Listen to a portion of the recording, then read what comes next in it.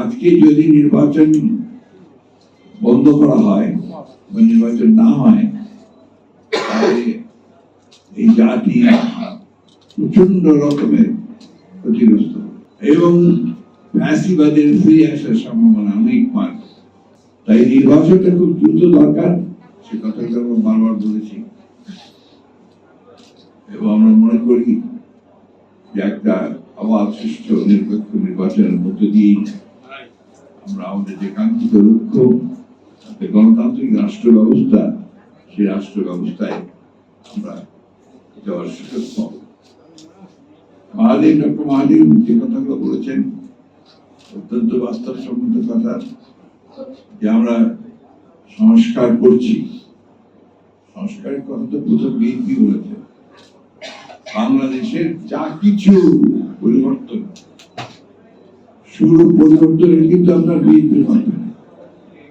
বাংলাদেশের জন্মের শুরুতেই তো আপনার যে মুক্তিযুদ্ধের ঘোষণা জিয়া রহমানের কাছ থেকে আসে, বিএনপি প্রতিষ্ঠা করেছিলেন। এই জিয়া রহমান সাহেব যখন প্রতিষ্ঠা করেন, তখন একটি শাসন ব্যবস্থা থেকে বহুদলীয় গণতন্ত্র নিয়ে এসেছিলেন। কিছু কিছু প্রচারণা চালানো হয় এমন ভাবে যে বিএনপি সংস্কারের বিরোধী। বাংলাদেশের যা কিছু সংস্কার হয়েছে এখন পর্যন্ত বিএনপি নাম দিয়ে হয়েছে। দুর্ভাগ্যজনক ভাবে কতগুলো রাজনৈতিক দল তারা মিথ্যা প্রচারণা, ভুল প্রচারণা করে বিএনপি আপনারা মনে করবেন না যে আপনারা ক্ষমতায় চলে এসেছেন। অনেকে মনে করছে বলে ওই দুর্বৃত্তায়নগুলোকে তারা নিয়ন্ত্রণ করতে পারছেন না।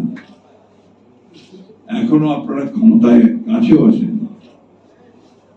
অনেক চক্রান্ত আছে, ষড়যন্ত্র আছে, সেগুলোকে ওভারকাম করে আপনাদের ঐক্য দিয়ে, আপনাদের ভালো কাজ দিয়ে আপনাদেরকে কিন্তু জনগণের কাছে যেতে হবে।